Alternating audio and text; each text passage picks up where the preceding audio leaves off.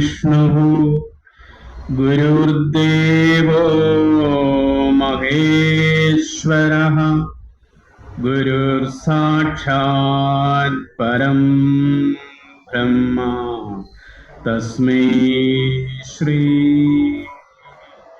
गुरवे नमः।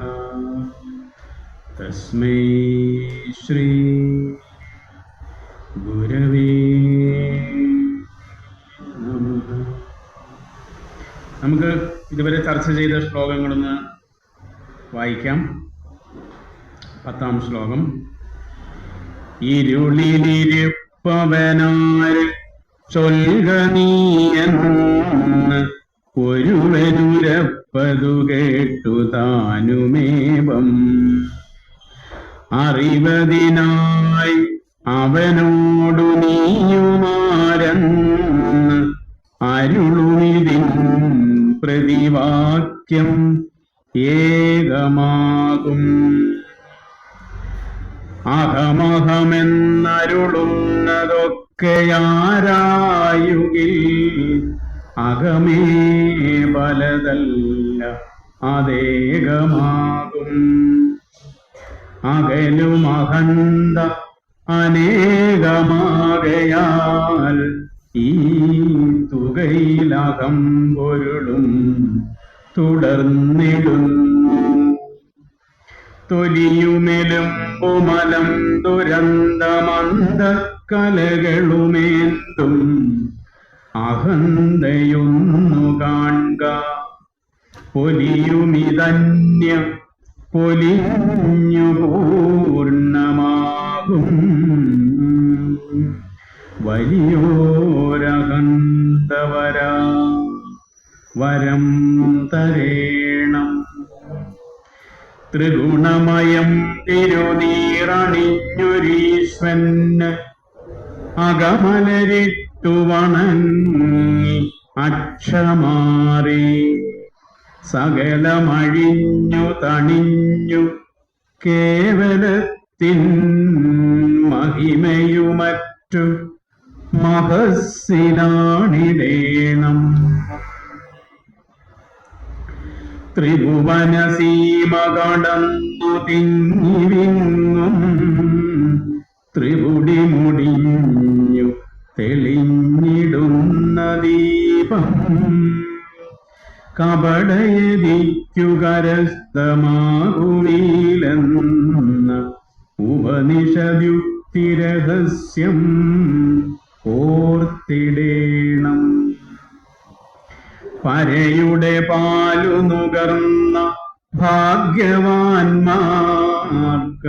10,000 ആണ്ട് ഒരൽപനേരം അറിവപരാപ്രകൃതിക്കധീനമായാൽ അരനൊടി 1000 ആണ്ടുപോലെ തോന്നും.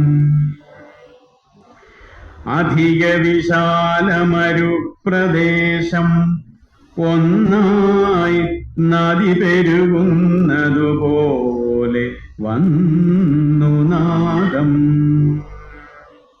ശ്രുതികളിൽ വീണു തുറക്കുമക്ഷിയെന്നും യഥമിയലും യതിവര്യനായിടേണം.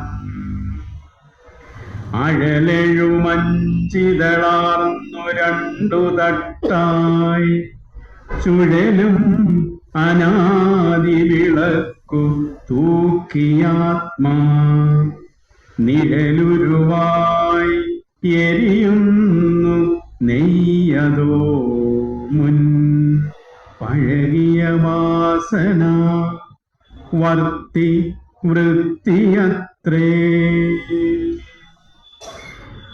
അഹം ഇരുളല്ല ഇരുളാകിലന്ധരായി നാം അഹമഹമെന്ന് അറിയാതിരുന്നിടേണം. അധിപതിനാലഹം അന്ധകാരമല്ലെന്ന് അറിവതിങ്ങനെ ആർക്കുമോതിടേണം. അടിമുടിയറ്റം അതുണ്ടിതുണ്ടതുണ്ടെന്ന് അടിയിടും ആദിമസത്തയുള്ളതെല്ലാം. ജഡമിത് സർവം അനിത്യമാം ജലത്തിൻ വടിവിനെ വിട്ടു തരംഗം അന്യമാമോ? ഉലകിനു വേറൊരു സത്തയില്ല, അതുണ്ടെന്ന് ഉലകരുരപ്പതു സർവം ഊഹഹീനം. ജളനു വിലേശയമെന്നു തോന്നിയാലും നലമിയലും മലർമാല നാഗമാമോ? പ്രിയമൊരു ജാതി ഇതൻ പ്രിയം, ത്വദീയ പ്രിയം അപരപ്രിയമെന്ന് അനേകമായി. പ്രിയ വിഷയം പ്രതി വന്നിടും ഭ്രമം, തൻ പ്രിയം അപരപ്രിയമെന്ന് അറിഞ്ഞിടേണം. ഇത്രയുമാണ് നമ്മൾ ചർച്ച ചെയ്തത്, അല്ലേ?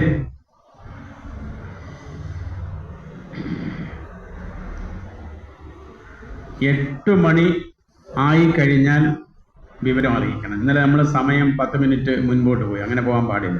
കൃത്യം 8 മണിക്ക് കൈയടിച്ചാൽ മതി.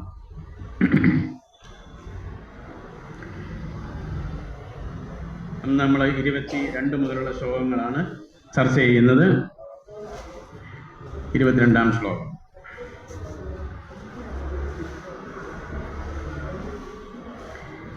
പ്രിയമപരന്റെ അതൻ പ്രിയം സ്വകീയ പ്രിയം അപരപ്രിയം ഇപ്രകാരമാകും. നയം അതിനാലെ നരന്നു നന്മ നൽകും ക്രിയ അപരപ്രിയഹേതുവായി വരേണം. ഒന്നുകൂടെ ശ്രദ്ധിക്കാം. പ്രിയമപരന്റെ അതൻ പ്രിയം സ്വകീയ പ്രിയം അപരപ്രിയം ഇപ്രകാരമാകും. നയം അതിനാല് നരന്നു നന്മ നൽകും ക്രിയ അപരപ്രിയഹേതുവായി വരേണം. കഴിഞ്ഞ ശ്ലോകം നമ്മൾ അവസാനിപ്പിച്ചത്, അതായത് 21-ാം ശ്ലോകം, ഒരു അടിസ്ഥാന തത്വത്തെ ചൂണ്ടിക്കാണിച്ചുകൊണ്ടാണ്. എന്തായിരുന്നു ആ അടിസ്ഥാന തത്വം? ഏറ്റവും അവസാനത്തേത് അല്ലേ? തൻ പ്രിയം അപരപ്രിയം എന്ന് അറിഞ്ഞിടേണം. അപ്പൊ നമ്മൾ പറഞ്ഞതാണ് 21-ാം ശ്ലോകം മുതൽ 25-ാം ശ്ലോകം വരെ എന്നത് നൈതികതയ്ക്ക് അഥവാ സദാചാരത്തിന് അല്ലെങ്കിൽ ധർമ്മശാസ്ത്രത്തിന് നിരുപാധികമായ ഒരു മാനദണ്ഡം അവതരിപ്പിക്കുന്നതിൻ്റെ ഭാഗങ്ങളാണ്. 24-ാം ശ്ലോകത്തിൽ നമ്മൾ ആ നിരുപാധികമായ മാനദണ്ഡം എന്ത് എന്ന് കാണാൻ പോവുകയാണ്. അതിൻ്റെ അടിസ്ഥാനം തുടങ്ങിയതാണ് എന്ത്? തൻ പ്രിയം അപരപ്രിയം എന്ന് അറിഞ്ഞിടേണം. തൻ്റെ പ്രിയം തന്നെയാണ് മറ്റുള്ളവരുടെയും പ്രിയം എന്ന് അറിഞ്ഞിടേണം. 22-ാം ശ്ലോകം വരുമ്പോൾ അവിടെ തന്നെ നമ്മൾ കണ്ടതാണ് പരസ്പര വിരുദ്ധം എന്ന് തോന്നിപ്പിക്കുന്ന പ്രസ്താവനകൾ, അല്ലേ? എന്തായിരുന്നു? പ്രിയം ഒരു ജാതി എന്ന് പറഞ്ഞതിന് ശേഷം ഗുരു പിന്നെ പല പ്രിയത്തെ കുറിച്ച് പറഞ്ഞു. അപ്പൊ പല പ്രിയങ്ങളെല്ലാം അവന്റെ പ്രിയവും ഇവന്റെ പ്രിയവും മറ്റേയാളിന്റെ പ്രിയവും എല്ലാം ഒരൊറ്റ ആത്മസത്യത്തിൽ തന്നെ ഉള്ളതാണെന്നും നമ്മൾ വാസ്തവത്തിൽ അവിടെ കണ്ടു. 10 മുതൽ 20 വരെയുള്ള ശ്ലോകങ്ങളിൽ ഓരോരുത്തരും ഞാൻ വേറെ എന്ന് ധരിക്കുന്നെങ്കിലും എല്ലാവരും ഒരൊറ്റ ആത്മസ്വരൂപത്തിൻ്റെ അംശം തന്നെയാണ്. അല്ലെങ്കിൽ എല്ലാവരിലും ഒരേ ഒരു ഞാൻ, ഒരു പൊതുവായ ഞാൻ, ഒരു ഏകമായ ഞാൻ പ്രകാശിക്കുന്നുണ്ട് എന്നുള്ള വസ്തുത നമ്മൾ 18 വെളിപ്പെടുത്തുകയും 20 എത്തിയപ്പോൾ ഈ പ്രപഞ്ചം തന്നെ ആ ഒരൊറ്റ ആത്മസ്വരൂപത്തിൻ്റെ പ്രകാശമാണ് എന്ന്, അല്ലേ? ഉലകിനു വേറൊരു സത്തയില്ല, അതുണ്ടെന്ന് ഉലകരുരപ്പതു സർവം ഊഹഹീനം, അല്ലേ എന്ന് പറഞ്ഞതാണ്. അപ്പോൾ വ്യക്തമായി ഈ പ്രപഞ്ചത്തിൽ ആ ആത്മസ്വരൂപം അല്ലാതെ, അതിൻ്റെ അംശം അല്ലാതെ, അതിൽ നിന്ന് ഭാവം പകർന്നതല്ലാതെ ഒന്നും ഇല്ല എന്ന് വ്യക്തമാണല്ലോ. അത് നിസ്സംശയമായി ഉറപ്പിച്ചതാണ്. അത് ഉറപ്പിച്ചിട്ടാണ് ഗുരു എന്ത് ചെയ്യുന്നത്? അതിൻ്റെ അടിസ്ഥാനത്തിൽ, ഏതിൻ്റെ അടിസ്ഥാനത്തിൽ? ഈ ആത്മസ്വരൂപ തന്നെയാണ് ഇവിടെയുള്ള സർവ്വതും എന്ന് വെളിപ്പെടുത്തിയതിൻ്റെ അടിസ്ഥാനത്തിൽ അത് നമുക്ക് ഉറച്ചു വന്നിട്ടുണ്ടെങ്കിൽ, ഞാൻ ആ ഒരു സത്യം തന്നെയാണെന്ന ബോധ്യം വന്നിട്ടുണ്ടെങ്കിൽ, അവിടെ നിന്നാണ് പിന്നെ നമ്മൾ 21 സ്റ്റാർട്ട് ചെയ്യുന്നത്. അതുകൊണ്ട് എന്താണ്? തൻ പ്രിയം അപരപ്രിയം എന്ന് അറിഞ്ഞിടേണം. അതിൻ്റെ തുടർച്ചയാണ് നമ്മൾ 22-ാം ശ്ലോകം. 22-ാം ശ്ലോകത്തിൽ പ്രിയം അപരന്റെ,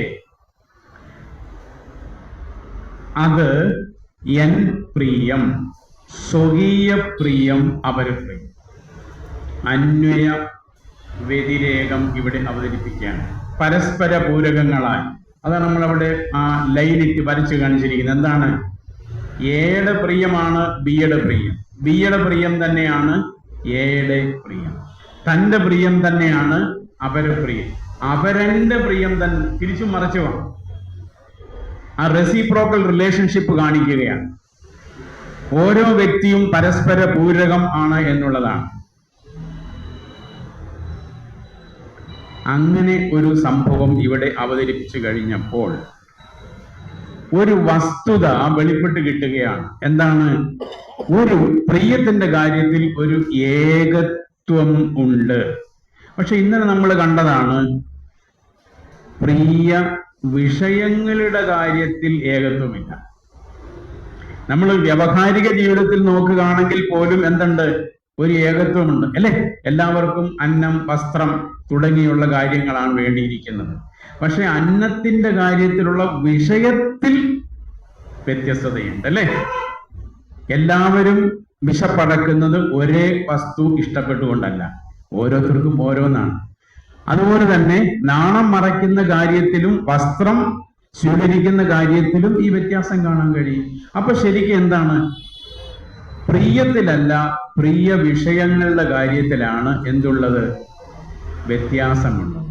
എല്ലാവരുടെയും പ്രിയം എന്താണ്? അഖിലരും ആത്മസുഖത്തിനായി പ്രയത്നം എന്നല്ലേ പറഞ്ഞിരിക്കുന്നത് 49-ാം ശ്ലോകത്തിൽ, അല്ലേ? എല്ലാവരും ആഗ്രഹിക്കുന്നത് ആനന്ദം അല്ലെങ്കിൽ സുഖമാണ്. ആ സുഖം ലഭിക്കാൻ വേണ്ടിയാണ് ഇവിടെ നമ്മളും വന്നിരിക്കുന്നത്. ഇവിടെ ഇങ്ങനെ കുറെ സമയം ഇരുന്ന് കഴിയുമ്പോഴത്തേക്ക് ഒന്ന് തിരിഞ്ഞിരിക്കണം എന്ന് തോന്നും, കൈ ഒന്ന് മാറ്റി വെക്കണമെന്ന് തോന്നും, നടുവൊന്ന് നിവർത്തി വെക്കണമെന്ന് തോന്നും. ഇതൊക്കെ എന്താണ്? ഇതെല്ലാം ഈ സുഖത്തിന് വേണ്ടിയാണ്. നമ്മുടെ ഓരോ ചലനവും എന്തിനു വേണ്ടിയാണ്? ഈ സുഖം ലഭിക്കുന്നതിന് വേണ്ടിയാണ്. അപ്പൊ അഖിലരും ആത്മസുഖത്തിനായാണ് എന്തും ചെയ്യുന്നത്. ആ തത്വം ഇതിനൊക്കെ ശേഷമാണ് ഗുരു അവിടെ വെളിപ്പെടുത്തിയിരിക്കുന്നത്. അപ്പോൾ നമ്മൾ പറഞ്ഞു വന്നത് എന്തായിരുന്നു? 21 മുതൽ 25 വരെയുള്ള ശ്ലോകങ്ങളിൽ സദാചാരത്തിന്, നൈതിക ശാസ്ത്രത്തിന്, ധർമ്മശാസ്ത്രത്തിന് ഒരു നിരുപാധികമായ മാനദണ്ഡം അവതരിപ്പിക്കുക എന്നുള്ളതാണ്. നൈതിക ശാസ്ത്രത്തെ സംബന്ധിച്ച് അല്ലെങ്കിൽ ധർമ്മശാസ്ത്രം നല്ല മനുഷ്യനായിരിക്കണം എന്ന് പറയുമ്പോൾ ആർക്കും വ്യക്തതയില്ല, അല്ലേ? പറയുന്ന ആളിനും അറിയില്ല, കേൾക്കുന്ന ആളിനും വാസ്തവത്തിൽ അറിയില്ല. അപ്പൊ എല്ലാ നൈതിക ശാസ്ത്രം അല്ലെങ്കിൽ സദാചാരത്തെ സംബന്ധിച്ചുള്ള എല്ലാ കാര്യങ്ങളും സ്വാഭാവികമാകുന്നു എന്നുള്ളതാണ്. പല ഉപാധികളെ വെച്ചുകൊണ്ടാണ്. അതുകൊണ്ടാണ് ഇന്നലെ വേണു ചോദിച്ചത്, കള്ളു കുടിക്കാതിരിക്കുന്നവൻ നല്ലവനല്ലേ? കള്ളു കുടിക്കാതിരിക്കുന്നത് കൊണ്ട് മാത്രം ഒരുത്തൻ നല്ലവനാകുന്നില്ല. അതൊരു സ്വാഭാവികമായ വീട് വലിക്കാതിരിക്കുന്നവൻ നല്ലവനല്ലേ? ഇങ്ങനെയൊക്കെ നമ്മൾ ചിന്തിക്കുകയാണ്. അപ്പൊ ഇതൊന്നുമല്ല സദാചാരത്തിനുള്ള മാനദണ്ഡം. ശരിയായ ഇന്റർനാഷണലി അക്സെപ്റ്റ് ചെയ്യാൻ കഴിയുന്നതായിരിക്കണം ആ മാനദണ്ഡം. അതെല്ലാം മതക്കാർക്കും സ്വീകാര്യമായിരിക്കണം, എല്ലാ സമൂഹ വിഭാഗത്തിനും രാഷ്ട്രീയ വിഭാഗത്തിനും എല്ലാം സ്വീകാര്യമായിരിക്കണം. ഒരു രാഷ്ട്രീയ വിഭാഗത്തിന് നല്ലതെന്ന് തോന്നുന്നത് മറ്റൊരു വിഭാഗത്തിന് മോശമാണ്. ഒരു മതത്തിന് നല്ലതെന്ന് തോന്നുന്നത് മറ്റൊരു മതത്തിന് മോശമാണ്. ഒരു നാടിന് നല്ലതെന്ന് തോന്നുന്നത് മറ്റൊരു നാട്ടിൽ മോശമാണ്, അല്ലേ? നമ്മൾ തിരുവനന്തപുരത്ത് പറയുന്ന പല ഭാഷകളും കാസർഗോഡ് എന്ന് പറഞ്ഞു കഴിഞ്ഞാൽ ചിലപ്പം വിവരം അറിയും. അവിടെ ഉള്ളത് ഇവിടെയും പറയാൻ പറ്റില്ല. അപ്പൊ ഈ സദാചാരത്തിന്റെ കാര്യത്തിലും ഇതുപോലെ തന്നെയാണ്. ആചാരങ്ങളുടെ കാര്യത്തിലും സാമൂഹികമായ ആചാരങ്ങളുടെ കാര്യത്തിലെല്ലാം ഇതേ പ്രശ്നമുണ്ട്. അപ്പൊ ശരിക്കും ഈ നല്ല മനുഷ്യൻ എന്ന് പറയുന്നത് എന്താണ്? അതിന്റെ അടിസ്ഥാനമാണ് നമ്മൾ ഈ 22-ാം ശ്ലോകത്തിൽ കാണുന്നത്. എന്താ പറഞ്ഞു വെച്ചിരിക്കുന്നത്? എന്റെ പ്രിയം തന്നെയാണ് അപരന്റെ പ്രിയം, അപരന്റെ പ്രിയം തന്നെയാണ് എന്റെ. തിരിച്ചും മറിച്ചും വ്യക്തമാക്കുകയാണ്. ആദ്യം പറഞ്ഞ എന്തായിരുന്നു? തൻ പ്രിയം അപര പ്രിയമെന്ന് അറിഞ്ഞിരിക്കണം എന്നാണ് 21-ാം ശ്ലോകത്തിൽ പറഞ്ഞത്, അല്ലേ? പക്ഷെ ഇപ്പൊ അതെന്തായി? റെസിപ്രോക്കലായി പറയുകയാണ്. ഒരു പാരസ്പര്യം, ഒരു പരസ്പര പൂരകത്വം അവിടെ ഉണ്ടാവുകയാണ്. യെസ്, അതായത് ഈ നമ്മുടെ ജീവിതം എന്ന് പറയുന്നത് ജീവിക്കുമ്പോൾ മാത്രമേ, അല്ലെങ്കിൽ ജീവിക്കുമ്പോഴാണ് ജീവിതം ജീവിതമാകുന്നത്. ആണോ അല്ലേ? നമ്മൾ ഒരാളിനെ കണ്ടിട്ട് എങ്ങനെയുണ്ട് ജീവിതം, അല്ലേ? ജീവിക്കുന്നില്ല എന്നുള്ളതാണ് പ്രശ്നം. ജീവിക്കുമ്പോഴാണ് ജീവിതം ജീവിതം ആകുന്നത്. ഈ നൈതിക ശാസ്ത്രത്തെ സംബന്ധിച്ചും ജീവിതവുമായി ബന്ധപ്പെട്ട് ഈ ശ്ലോകത്തിന്റെ വ്യാഖ്യാനത്തില് വർക്കല നാരായണ ഗുരുകുലത്തിന്റെ അധ്യക്ഷൻ ഗുരു മുനി നാരായണ പ്രസാദ് സ്വാമികൾ എഴുതിയ വ്യാഖ്യാനത്തിൽ 1-2 കാര്യങ്ങൾ പറയുന്നു. അതിമനോഹരമാണ്. അതിലൊരു കാര്യമാണ് ഞാൻ പറഞ്ഞത്. ജീവിക്കുമ്പോൾ മാത്രമാണ് ജീവിതം ജീവിതമാകുന്നത് എന്ന് പറഞ്ഞു കഴിഞ്ഞാൽ നമ്മൾ എന്തെടുത്തു കഴിഞ്ഞാലും അതില് ജീവിക്കാത്ത ജീവിതത്തിന്റെ സത്യം, ജീവിക്കാത്ത ജീവിതത്തിന്റെ സത്യം അറിഞ്ഞിട്ട് എന്തെങ്കിലും പ്രയോജനമുണ്ടോ? ആലോചിച്ചു. അത് ജീവിക്കാൻ കഴിയില്ല, പറയാനേ കൊള്ളുള്ളൂ എങ്കിൽ അങ്ങനെ ഒരു സത്യം അറിഞ്ഞിട്ട് എന്തെങ്കിലും പ്രയോജനം നമുക്കുണ്ടോ? എന്നാൽ ജീവിക്കുന്ന സത്യം ജീവിതത്തിൽ നടപ്പിൽ വരുത്താനുള്ളതാണ്, അല്ലെങ്കിൽ ജീവിക്കാനുള്ളതാണ്. ജീവിക്കുന്ന സത്യം ജീവിക്കാനുള്ളതാണ്. അങ്ങനെ ഒരു ജീവിക്കുന്ന സത്യമുണ്ടെങ്കിൽ അത് മനുഷ്യന്റെ എല്ലാ മേഖലകളെയും സ്പന്ദിപ്പിക്കുന്നതായിരിക്കണം, ചലിക്കുന്നതായിരിക്കണം, അല്ലെങ്കിൽ അതിനെ സ്വാധീനിക്കുന്നതായിരിക്കണം, ചിട്ടപ്പെടുത്തുന്നതായിരിക്കണം. അപ്പോൾ ഒരു സദാചാര തത്വം മനുഷ്യനുണ്ടാവുകയാണെങ്കിൽ അത് ലോകത്തിൽ എല്ലായിടത്തും എല്ലാവർക്കും എല്ലാ സമയത്തും ഒരുപോലെ ബാധകമാക്കാൻ കഴിയുന്നതായിരിക്കണം. പണ്ട് പറ്റും, ഇപ്പോൾ പറ്റില്ല. അതൊരു നല്ല സദാചാരമാണോ? മനസ്സിലാകുന്നുണ്ടല്ലോ. സ്ത്രീകൾക്ക് പറ്റും, പുരുഷന്മാർക്ക് പറ്റില്ല. പറ്റുമോ? കോൺഗ്രസിന് പറ്റും, കമ്മ്യൂണിസ്റ്റിന് പറ്റില്ല. പറ്റുമോ? അപ്പൊ എന്തായിരിക്കണം? എല്ലാ മനുഷ്യനും, അതാണ് നിരുപാധികം നമ്മൾ പറയുന്നത്. ഉപാധി എന്ന് പറയുമ്പോൾ അത് ചിലർക്ക് മാത്രമേ സ്വീകരിക്കാൻ കഴിയത്തുള്ളൂ. എല്ലാ വിഭാഗത്തിനും സ്വീകാര്യമായ ഒരു സദാചാര മാനദണ്ഡം രൂപപ്പെടുത്തുക എന്നുള്ളതാണ് ഇന്ന് നമ്മൾ ചർച്ച ചെയ്യുന്ന ശ്ലോകങ്ങളുടെ ആത്യന്തികമായ ലക്ഷ്യം. ജീവിതത്തെക്കുറിച്ച് നമ്മൾ പറഞ്ഞപ്പോൾ ജീവിതം എപ്പോഴും സ്വാഭാവികമായ കാര്യങ്ങളിലാണ് കിടക്കുന്നത്, അല്ലെ? അതുകൊണ്ട് തന്നെ അങ്ങനെ ആയിക്കഴിഞ്ഞാൽ എന്തുണ്ടാകും? നമ്മളുടെ പ്രിയത്തിനും അതേ സ്വഭാവം ഉണ്ട് എന്നുള്ളതാണ്. പ്രിയം എപ്പോഴും ഓരോരുത്തർക്കും ഓരോന്നായിട്ടാണ് നമുക്ക് തോന്നുന്നത്. പക്ഷെ പ്രിയം എങ്ങനെയാണ്? എല്ലാവർക്കും ഒരുപോലെയാണ്. അപ്പൊ പ്രിയ വിഷയമാണ് പ്രശ്നം നമ്മൾ പറഞ്ഞു. അപ്പൊ പ്രിയ വിഷയം എങ്ങനെയാണ്? വ്യത്യസ്തമാണ്. പ്രിയ വിഷയം വ്യത്യസ്തമാണെങ്കിൽ എന്തുണ്ടാകും? സംഘട്ടനങ്ങൾ ഉണ്ടാവും, സമൂഹത്തിൽ ദുരിതങ്ങൾ ഉണ്ടാവും, ഭയമുണ്ടാവും.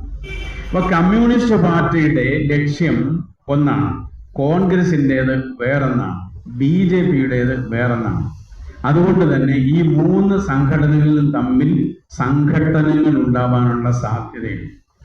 അതുപോലെ തന്നെ മതങ്ങൾ, ക്രിസ്തു മതവും ഇസ്ലാം മതവും ഹിന്ദു മതവും ഇവരുടെയൊക്കെ വിഷയങ്ങൾ വ്യത്യസ്തമാണ്. താല്പര്യം സുഖം കൊടുക്കുക എന്നുള്ളതാണ്, അല്ലെ? എല്ലാ മതങ്ങളും സുഖമാണ് പ്രദാനം ചെയ്യുന്നെന്ന് പറയുന്നത്.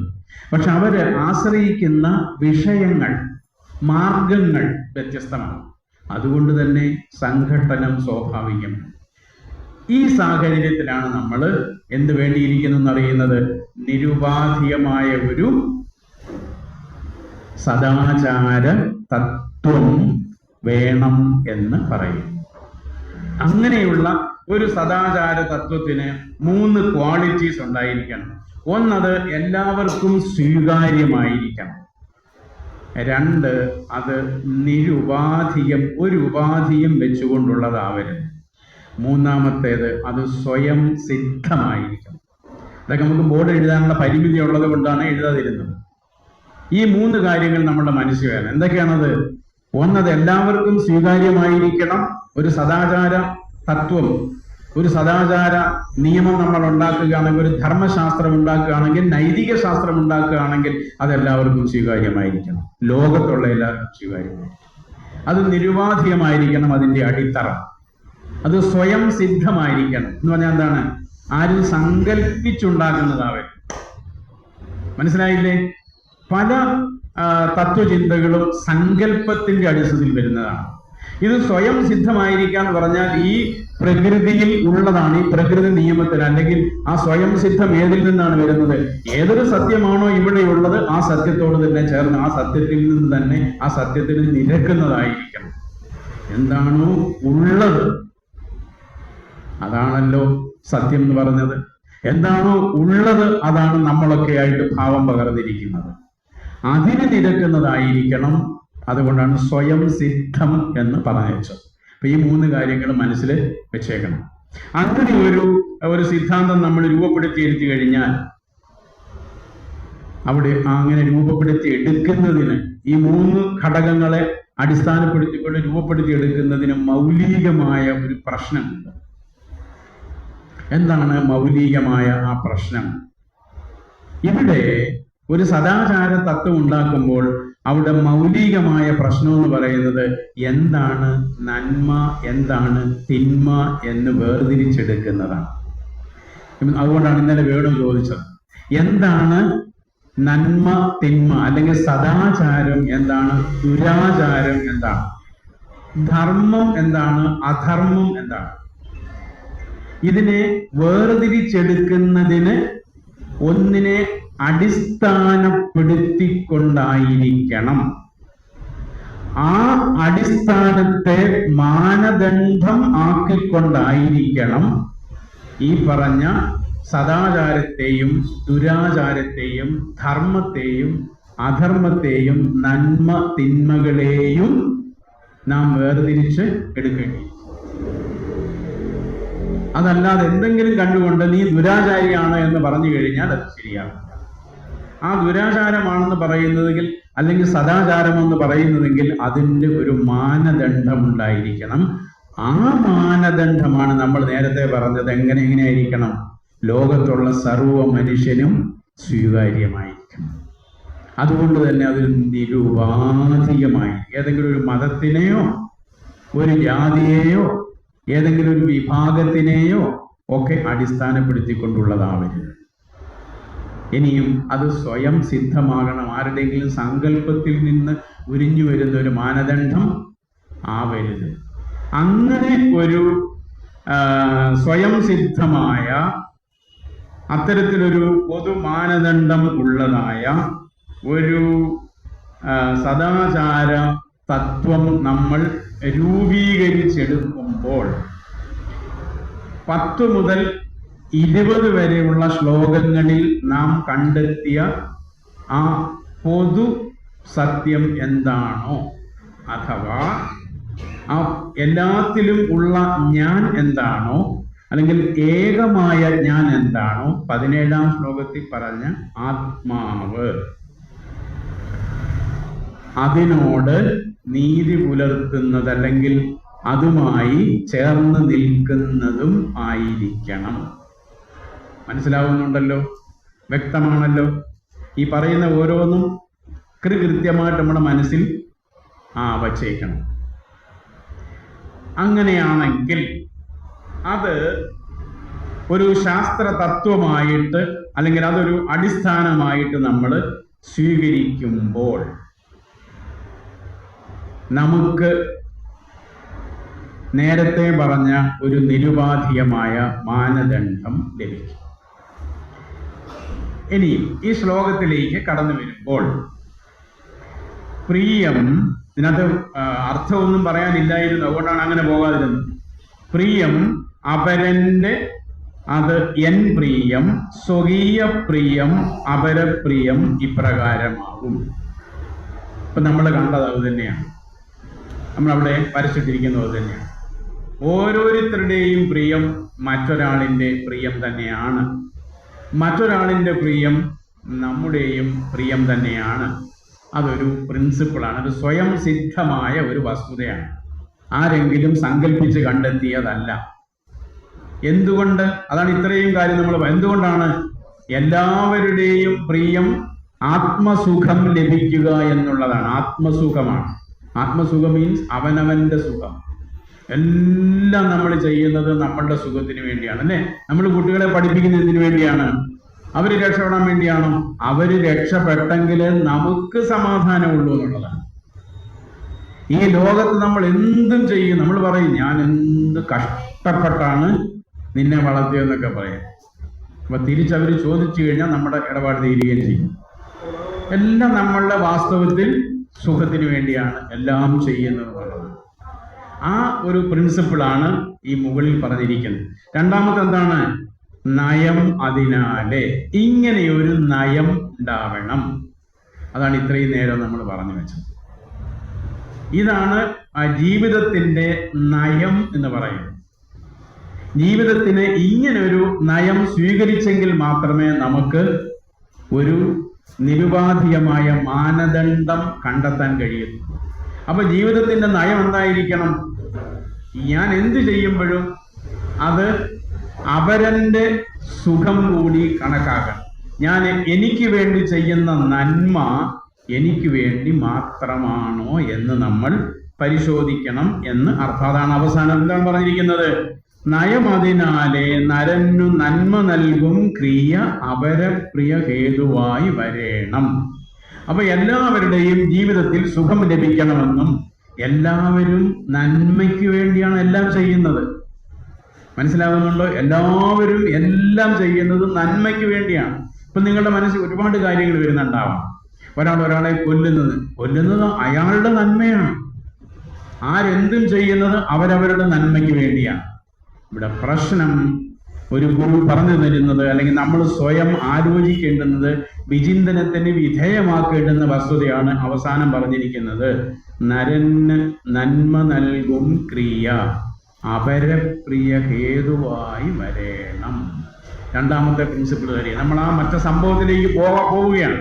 അങ്ങനെ ഒരു തത്വം രൂപപ്പെടുത്തി എടുക്കണമെങ്കിൽ രണ്ടാമത്തെ തത്വമാണ് പ്രിയം. കഴിഞ്ഞ് രണ്ടാമത് പറയുന്നത് എന്താണ്?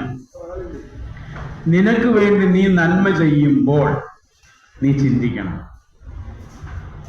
ഇത് എനിക്ക് വേണ്ടി മാത്രമാണോ ഞാൻ ചെയ്യുന്നത്? ഞാൻ ചെയ്യുന്ന, എനിക്ക് വേണ്ടി ചെയ്യുന്ന നന്മ മറ്റുള്ളവർക്കു കൂടി നന്മ ഉള്ള തരത്തിലാണോ ഞാൻ ചെയ്യുന്നത്? മനസ്സിലായില്ലേ? ഇത് നമ്മുടെ ചിന്തയ്ക്ക് വിട്ടു വന്നിരിക്കുകയാണ്. അടുത്ത ശ്ലോകത്തിലേക്ക് സ്വയം ചിന്തിക്കുക. ഞാൻ ചെയ്യുന്ന ഈ ക്രിയ, ഈ പ്രവൃത്തി മറ്റൊരുവനു കൂടി, അല്ലെങ്കിൽ എന്നോട് ചേർന്നിരിക്കുന്ന മറ്റൊരുവനു കൂടി നന്മ നൽകുന്നതാണോ അതോ അയാൾക്ക് പാരയാണോ? നമ്മൾ വളരെ മനോഹരമായിട്ട് ഒരാളിനെ കണ്ടു കഴിഞ്ഞാൽ അപ്പം തന്നെ കുറേ കാര്യങ്ങളങ്ങ് തുറന്നു വിടും. നമ്മുടെ മനസ്സിലുള്ളത് മുഴുവനും. ഇത് എത്ര പേർക്ക് ആണിയായി മാറുമെന്നൊന്നും അറിയാൻ കഴിയില്ല. അപ്പൊ അവനവന് വേണ്ടി നന്മ ചെയ്യുന്നത്, അവരെ സംബന്ധിച്ചത് അവരുടെ നന്മയാണ്. പക്ഷെ അത് മറ്റുള്ള എത്ര പേർക്ക് നന്മയായി മാറുന്നുണ്ട്, തിന്മയായി മാറുന്നുണ്ട് എന്ന് സ്വയം ചിന്തിക്കാൻ ആഹ്വാനം ചെയ്തുകൊണ്ടാണ് നമ്മളെ അടുത്ത ശ്ലോകത്തിലേക്ക് ഗുരു കൊണ്ടുപോകുന്നത്. ഈ ചിന്ത ഉറപ്പിച്ചതിന് ശേഷം അടുത്ത ശ്ലോകം പരിശോധിക്കാം എന്നതാണ്. എന്താണ് 23? 22 ഡൗട്ടൊന്നുമില്ലല്ലോ. ഉണ്ടെങ്കിൽ നമുക്ക് ഏറ്റവും അവസാനിക്ക് പോകാം. അവരന്നു വേണ്ടി അഹർനിശം പ്രയത്നം കൃപണത വിട്ടു കൃപാലു ചെയ്തിടുന്നു. കൃപണനധോമുഖനായി കിടന്നു ചെയ്യുന്ന അപജയ കർമ്മം അവനു വേണ്ടി മാത്രം. ഇതിലാരാണെന്ന് നമ്മൾ ചിന്തിച്ച് കണ്ടെത്തിയാൽ മതി. ആ നന്മ, നമ്മൾ ചെയ്യുന്ന നന്മ നമുക്ക് വേണ്ടി മാത്രമാണോ, ഇത് മറ്റുള്ളവർക്ക് കൂടി പ്രയോജനമാകുമോ എന്ന്, നന്മയായി മാകുമോ എന്ന് പരിശോധിച്ചതിന് ശേഷം പരിശോധിക്കുമ്പം ഇതിലാരാണ് നമ്മൾ എന്ന് വ്യക്തമാണ്. എന്തൊരു മനോഹരമായ പ്രയോഗമാണ്. എന്താണ്? നീ കൃപണനാണോ കൃപാലുവാണോ എന്ന് സ്വയം പരിശോധിക്കാനാണ്. കൃപാലുവായിരിക്കേണ്ടുന്നത്, അല്ലെങ്കിൽ കൃപാലുത്വത്തിലേക്ക് നമ്മൾ രൂപപ്പെട്ടു വരണം എന്നതുകൂടി അടുത്ത ശ്ലോകം വരുമ്പോൾ നമുക്ക് ക്ലിയറാണ്. അപ്പൊ എന്താണ് കൃപാലു? എങ്ങനെയാണ്? രാവും പകലും. അവിടെ ഒന്നുണ്ട് പദങ്ങളുടെ അർത്ഥം ക്ലിയർ ആവാനുണ്ട് അല്ലേ? കൃപാലു എന്ന് പറയുന്നത് പറയേണ്ട കാര്യം കൃപയുള്ളവനാണ്. അപരന് വേണ്ടി, മറ്റുള്ളവർക്ക് വേണ്ടി. അഹർനിശം മീൻസ് പകലും രാത്രിയും ഇടവില്ലാതെ. അഹർനിശം. കൃപണത വിട്ട്, ഒട്ടും തന്നെ സ്വാർത്ഥമോഹം ഇല്ലാതെ. കൃപണത സ്വാർത്ഥതയില്ലാതെ. പ്രയത്നം തന്നെ ചെയ്തുകൊണ്ടേ. ആര്? കൃപാലു. കൃപാലു എപ്പോഴും രാത്രിയിലും അയാള് എന്തൊക്കെ ചെയ്യുമ്പോഴും എന്തൊക്കെ ചിന്തിക്കുമ്പോഴും അതെല്ലാം തന്നെ തീർത്തും സ്വാർത്ഥതയില്ലാതെ ആയി. അയാളുടെ എല്ലാ പ്രവൃത്തികളും രാവും പകലും മറ്റുള്ളവരെ കൂടി ചേർത്ത് വെച്ചുകൊണ്ടുള്ളത് ആയിരിക്കും. കൃപണനാണെങ്കിലോ സങ്കുചിത ചിന്തയുള്ളവനാണ്. അതുകൊണ്ടാണ് ഈ നമ്മൾ തിരിച്ച് അധോമുഖം എന്ന് പറയുന്നത്. സങ്കുചിത ചിന്തയാണ്. ഈ സങ്കുചിതമായ ചിന്തയുള്ളവൻ എങ്ങനെയാണ്? എപ്പോഴും കുനിഞ്ഞേ നടക്കും. എന്ന് പറഞ്ഞാൽ അവർക്ക് നിവർന്ന് നോക്കാൻ പറ്റില്ല. സങ്കുചിതമായ കാര്യങ്ങൾ മാത്രമേ ഉള്ളിൽ ഉള്ളൂ. കൃപണൻ സങ്കുച ചിന്തയുള്ളവൻ. അധോമുഖനായി, മറ്റത് ഊർദ്ധമുഖമാണ്. അധോമുഖനായി. അധോമുഖൻ എന്ന് പറയുന്ന സങ്കുചിതമായ ചിന്തക്കാണ് ഈ അധോമുഖത്വം എന്ന് പറയുന്നത്. താഴേക്ക് നോക്കുക എന്ന് പറയുന്നത്. കിടന്ന് അവനു വേണ്ടി മാത്രം അപജയ കർമ്മം. അയാൾ ചെയ്യുന്ന സർവ്വതും സ്വന്തം കാര്യം ചിന്തമാണ്. എന്തും ചെയ്യുന്നത് തൻ്റെ സുഖം മാത്രമാണ്. ആരെങ്കിലുമൊക്കെ കുറച്ച് ചീത്തയൊക്കെ പറയുന്നത് ഇയാൾക്ക് വലിയ സന്തോഷമായിരിക്കും. അപ്പൊ ഇയാൾ ചീത്ത പറയും. പക്ഷെ മറ്റുള്ളവർക്ക് അത് എങ്ങനെ ബാധിക്കുന്നു എന്ന് ഇയാൾ ചിന്തിക്കത്തേയില്ല. ചില വാക്കുകളൊക്കെ നമ്മൾ കേട്ട് കഴിഞ്ഞാലല്ലേ, ഒറ്റ വാക്കേ അധികമൊന്നും സംസാരിക്കണ്ട, ഒറ്റ വാക്ക് പറഞ്ഞാൽ മതി. നമുക്കൊരു 3-4 വർഷക്കാലത്തേക്ക് മനസ്സിന്റെ എല്ലാ സ്വാസ്ഥ്യവും ഇല്ലാതാവും. ഇതാണ് ആരുടെ കുഴപ്പം? കൃപണന്റെ പ്രശ്നം. അധോമുഖനായി കിടന്നു ചെയ്യുന്ന അപജയകർമ്മം അവന് വേണ്ടി മാത്രം. അവന്റെ സുഖമല്ലാതെ ഈ ലോകത്ത് ആർക്ക് എന്ത് സംഭവിച്ചു കഴിഞ്ഞാലും അയാൾക്ക് വിഷയമേ ആവും. ഇതിൽ ഏത് വിഭാഗമാണ് നമ്മൾ എന്ന് നമ്മൾ സ്വയം പരിശോധിച്ചു നോക്കേണ്ടതാണ്. കൃപണത്വം കൂടി നിൽക്കുന്നെങ്കിൽ അതിനെ കൃപാലിത്വത്തിലേക്ക് നാം പതിയെ പതിയെ കൊണ്ടുവരിക. നമ്മുടെ ഉപാസന അങ്ങനെ ആയിരിക്കണം. ഉപാസിക്കാനുള്ള മാർഗമാണ് 10 മുതൽ 20 വരെയുള്ള ശ്ലോകങ്ങളിൽ തന്നിരിക്കുന്നത്. അവിടെ കാണുകയാണ് അവനും ഇവനും എല്ലാം ഒരൊറ്റ സത്യത്തിൻ്റെ, അല്ലെങ്കിൽ ഒരു സത്യം തന്നെയാണ്, അല്ലേ? ഒരേ സ്വർണം തന്നെയാണ് വിവിധ തരത്തിലുള്ള ആഭരണങ്ങളായിട്ട് രൂപം പ്രാപിച്ചിരിക്കുന്നത് പോലെ, ഒരേ ജലം തന്നെയാണ് അനേക തരത്തിലുള്ള തിരമാലകളായി രൂപം പ്രാപിച്ചിരിക്കുന്നത് പോലെ, ഒരേ മണ്ണ് തന്നെയാണ് കുടവും ചട്ടിയും കലവും ഒക്കെയായി രൂപം പ്രാപിച്ചിരിക്കുന്നത് പോലെ, ഏതൊരു സത്യമാണോ ഉള്ളത് ആ സത്യമാണ് നമ്മൾ ഓരോരുത്തരുമായി ഭാവം പകർന്നിരിക്കുന്നത് എന്ന ബോധ്യം വന്നു കഴിയുമ്പോൾ കൃപണത്വത്തിൽ നിന്നും കൃപാലിത്വത്തിലേക്ക് ഒരു പ്രയാണത്തിന് തെളിഞ്ഞു കിട്ടും. വ്യക്തമാണല്ലോ. അങ്ങനെ ഉള്ളവരെയാണ് നമ്മൾ അധോമുഖത്വം ഉള്ളവരാണ്. ആര്? കൃപാലു.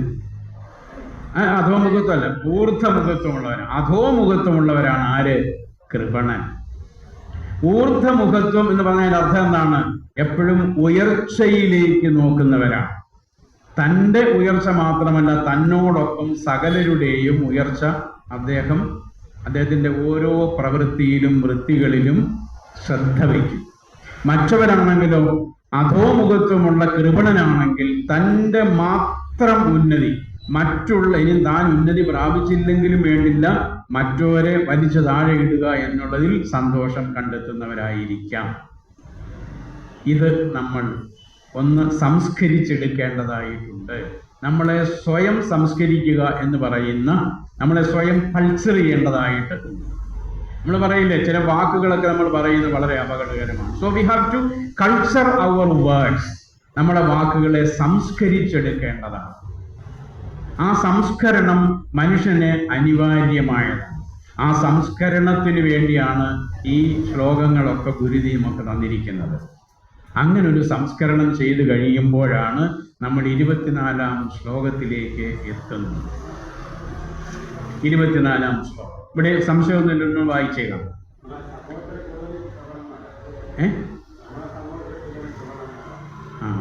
കണ്ണാടി പോയി നോക്കിയോ? അവരന്നു വേണ്ടി അഹർനിശം പ്രയത്നം കൃപണത വിട്ടു കൃപാലു ചെയ്തിടുന്നു. കൃപണനധോമുഖനായി കിടന്നു ചെയ്യും അപജയ കർമ്മം അവനു വേണ്ടി മാത്രം. നമ്മളങ്ങനെ വിലയിരുത്തണ്ട. 24 അതൊക്കെ നടക്കാൻ നമ്മളെ മാത്രം കൃപണൻ ആണോ എന്ന് നമ്മൾ സ്വയം പരിശോധിക്കുക. മറ്റുള്ളവരൊക്കെ കൃപണനാണോ കൃപാലുവാണോ എന്ന് നമ്മൾ ആലോചിച്ച് വിലയിരുത്തി എന്തെങ്കിലും ചെയ്തിട്ട് വലിയ കാര്യമുണ്ടോ? ഓ നാമദേശകാര്യാദിഹി എന്തെങ്കിലും കാര്യമുണ്ടോ? ഒന്നുമില്ല. അപ്പൊ അതൊന്നും ചോദിച്ച് അന്വേഷിച്ച് അതിന്റെ വേണ്ടി നമ്മുടെ എനർജി വെറുതെ കളയണ്ട. ആ സമയത്ത് നമ്മളെ സംസ്കരിക്കുക എന്നുള്ളതാണ് നമ്മളുടെ ഉത്തരവാദിത്വം. യെസ്, 24-ാം ശ്ലോകം. അവനിവനെന്നറിയുന്നതൊക്കെയോർത്താൽ അവനീലാദിമമായൊരാത്മരൂപം അവനവനാത്മസുഖത്തിനാചരിക്കുന്നവ അപരന്നു സുഖത്തിനായി വരേണം. അവനിവനെന്നറിയുന്നതൊക്കെയോർത്താൽ അവനീലാദിമമായൊരാത്മരൂപം അവനവനാത്മസുഖത്തിനാചരിക്കുന്നവ അപരന്നു സുഖത്തിനായി വരേണം. ഇതിൽ പബ്ലിഷ് ചെയ്യുക, വിജ്ഞാപനം ചെയ്യുകയാണ് ഗുരു ചെയ്യുന്നത്. 24-ാം ശ്ലോകത്തിൽ എങ്ങനെ ആയിരിക്കണം സദാചാരം, ആരാണ് നല്ല മനുഷ്യൻ, എന്താണ് ദുരാചാരം, എന്താണ് സദാചാരം, എന്താണ് ധർമ്മം, എന്താണ് അധർമ്മം, ഇതെല്ലാം വ്യക്തമാക്കിക്കൊണ്ട് സ്വയം സിദ്ധമായ ഒരു മാനദണ്ഡത്തെ, ആ മാനദണ്ഡം നിരുപാധികമായതും ആണ്, ലോകത്തിലുള്ള എല്ലാ മനുഷ്യനും സ്വീകാര്യവും കാലദേശ അതീതമാണ്. നോക്കാം. ആദ്യ ഭാഗം എന്താണ്? അവനിവനെന്നറിയുന്നതൊക്കെ ഓർത്താൽ, ഓർത്താൽ, ഓർക്കണം, വിചാരം ചെയ്യണം, ഓർത്താൽ. വെറുതെ പറഞ്ഞുകൊണ്ട് നടന്നിട്ട് കാര്യമില്ല. ശരിക്കും ആലോചിച്ച് ചിന്തിച്ച് ഉറപ്പിച്ച് വയ്ക്കും. അത് അനുഭവവേദ്യമാകണം. ശ്രുതിജ്ഞാനം വന്ന് വീണ് കഴിഞ്ഞാൽ അത് അകക്കണ്ണ് തുറപ്പിക്കണം. ഏത് ശ്ലോകം? എംബോസിഷൻ. തിങ്കളാഴ്ച വരുമ്പോൾ 100 പ്രാവശ്യം എഴുതേണ്ടി. ഏത് ശ്ലോകമാണ്? ആ ശ്ലോകം ഇന്ന് തുടങ്ങട്ടെ.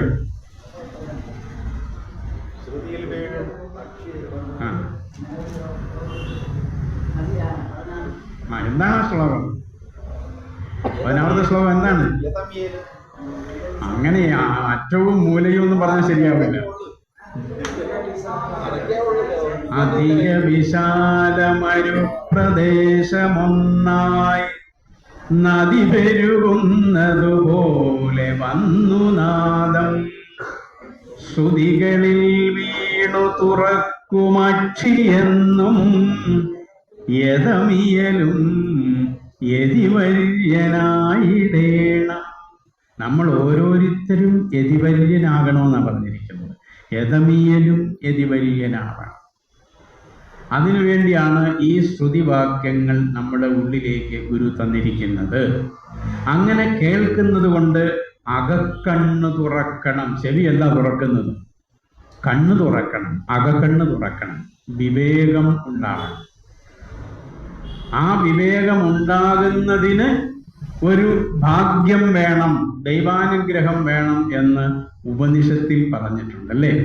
ഹിരൺമയേന പാത്രേണ. ഓർമ്മയുണ്ടോ അത്? എന്താണ് ഗുരു പറഞ്ഞിരിക്കുന്നത്? ഹിരൺമയേന പാത്രേണ സത്യസ്യാവിഹിതം മുഖം. എന്താണ് അതിന്റെ ഗുരുവിന്റെ തർജ്ജമ? എന്താണ്?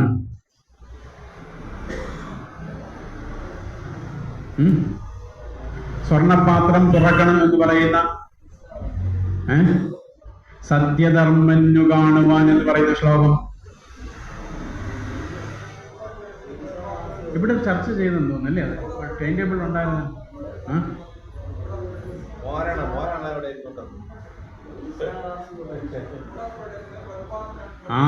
ഗുഡ്. മൂടപ്പെടുന്നു പൊൻപാത്രം കൊണ്ട് സത്യമതിൻ മുഖം, തുറക്കുകതു നീ ഭൂഷൺ സത്യധർമ്മന്നു കാണുവാൻ. ഇതെല്ലാം എന്താണ്? സ്വർണപാത്രമാണ്. ഈ ഓരോ ശ്ലോകങ്ങളും സ്വർണപാത്രമാണ്. ആ സ്വർണപാത്രം തുറന്നെങ്കിൽ മാത്രമേ അതിനകത്തിരിക്കുന്ന അമൂല്യമായ രത്നം നമുക്ക് കാണാൻ പറ്റൂ. സ്വർണപാത്രം നമ്മളുടെ കയ്യിൽ തന്നിരിക്കുകയാണ്. ആത്മോപദേശ ശതകം എന്തിതാ തുറക്കില്ല.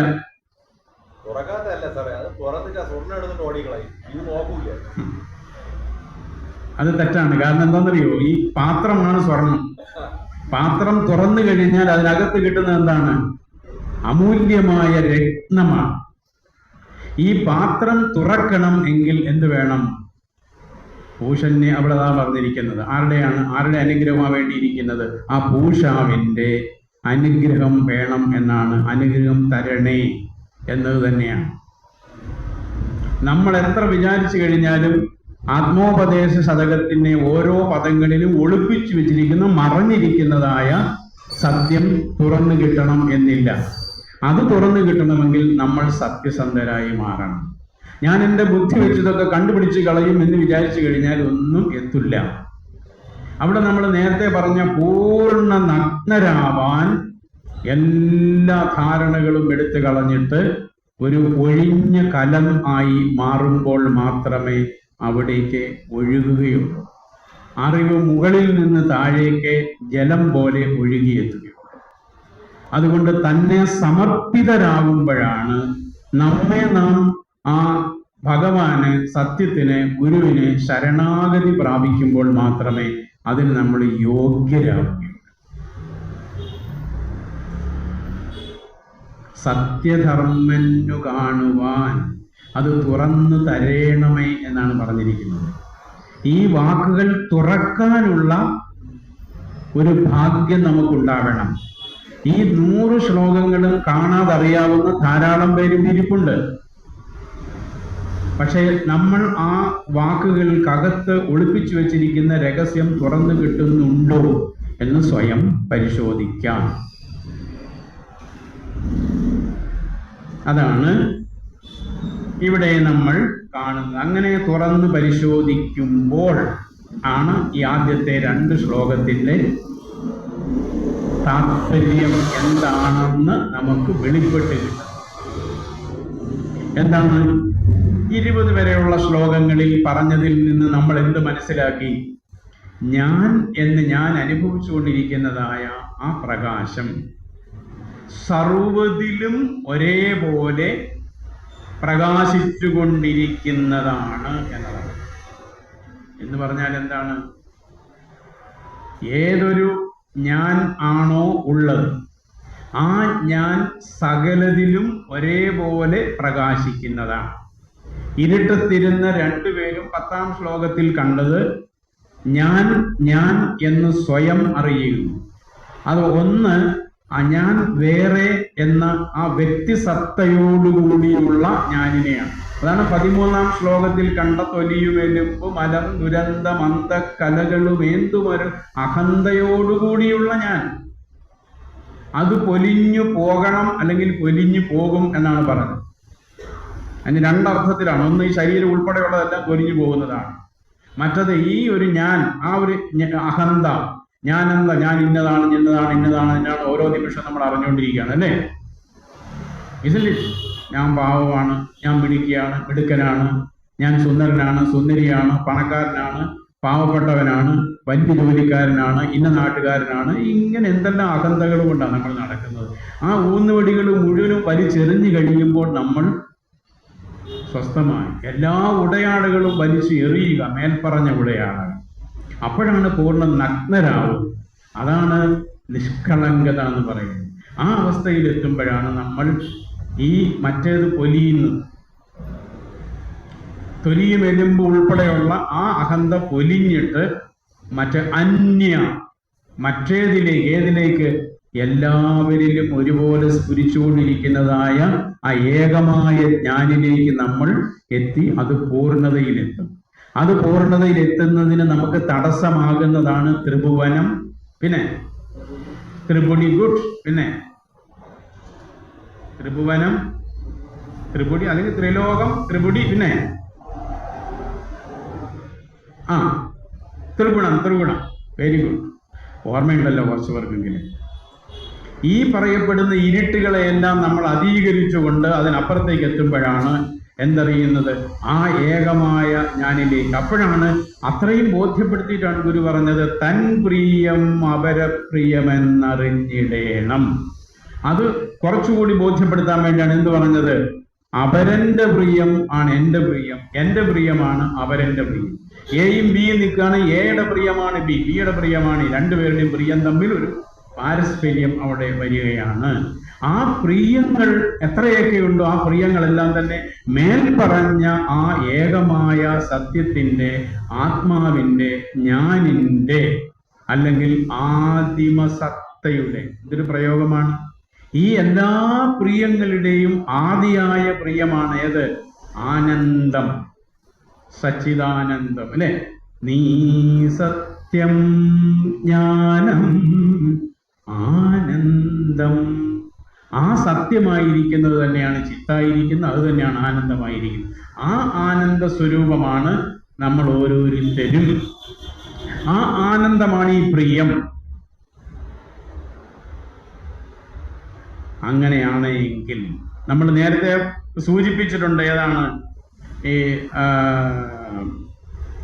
ഒരു നൂല് വരച്ച് കാണിച്ച് ഓർമ്മയുണ്ടല്ലോ, കുറെ മണികളും നൂലും ഒക്കെ ആയിട്ട് നമ്മൾ കാണിച്ചിട്ടുണ്ടല്ലേ.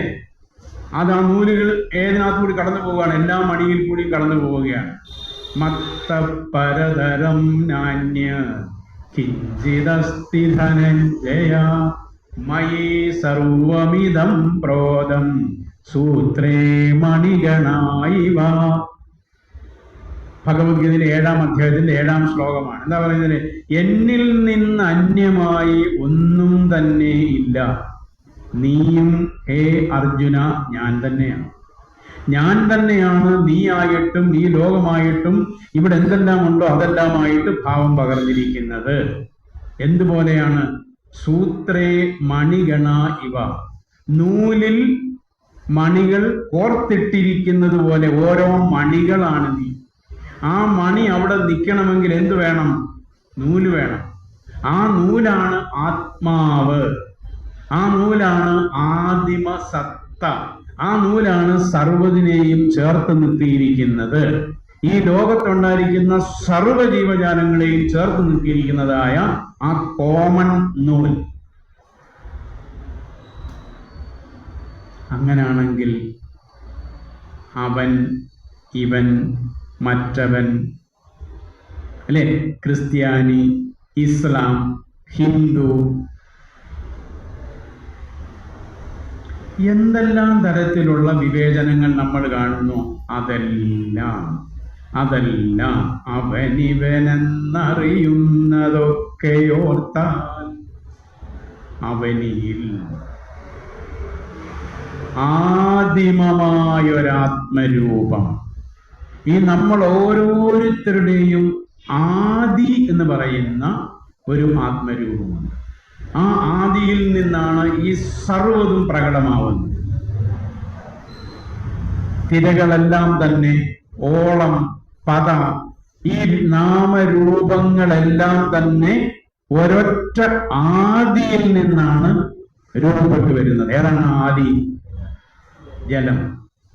അതുപോലെ അവൻ, ഇവൻ എന്ന് നമ്മൾ വേർപെടുത്തി വെച്ച് ഇഷ്ടമുള്ളവനെന്നും ഇഷ്ടമില്ലാത്തവനെന്നും വിരോധിയെന്നും വേണ്ടപ്പെട്ടവനെന്നും ബന്ധുവെന്നും ഒക്കെ പറഞ്ഞ് ഇരിക്കുന്ന ഓരോരുത്തരും എന്നത് എന്താണ്? ആദിമമായൊരാത്മരൂപം, ഒരൊറ്റ സത്യം തന്നെയാണ്, ഒരേ ജലം തന്നെയാണ് എല്ലാമായിട്ട് ഭാവം പകർന്നിരിക്കുന്നത്.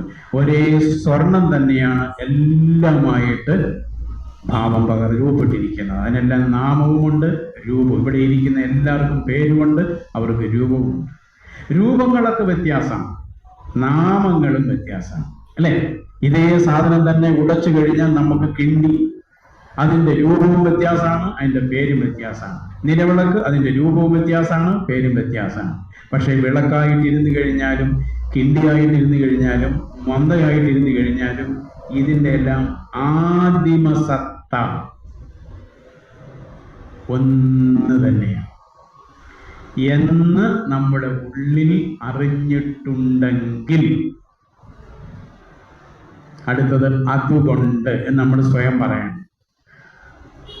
അവനിവനെന്നറിയുന്നതൊക്കെ ഓർത്താലും അവനിലാദിമമായൊരാത്മരൂപം.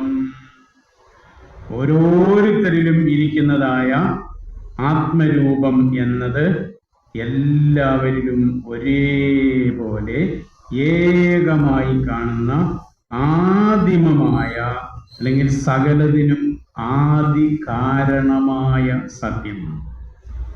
അതുകൊണ്ട് എന്താ ചെയ്യുക? അതുകൊണ്ട് അവനവനാത്മസുഖത്തിനായി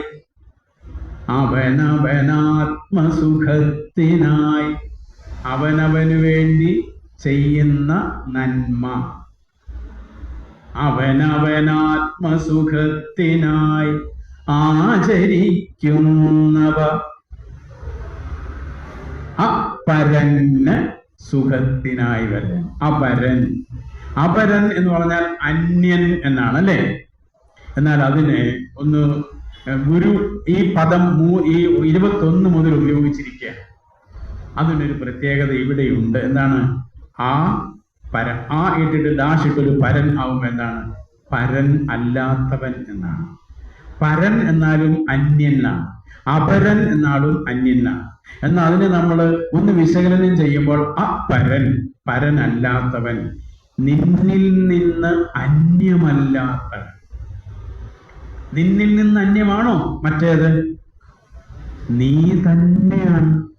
നിന്നിൽ നിന്ന് അന്യമല്ല, നിന്നിൽ നിന്ന് അന്യമല്ലാത്ത മറ്റേതിനു കൂടി എന്ന് വേണം നമ്മളത് മനസ്സിലാക്കേണ്ടിയിരിക്കുന്നത്. നിനക്ക് വേണ്ടി നീ എന്ത് നല്ല കാര്യം ചെയ്യുമ്പോഴും നന്മ ചെയ്യുമ്പോഴും നിന്റെ സുഖത്തിനായി നീ എന്ത് ചെയ്യുമ്പോഴും അത് നിന്നിൽ നിന്ന് അന്യമല്ലാത്ത മറ്റൊരുവനു കൂടി എന്തായിരിക്കണം?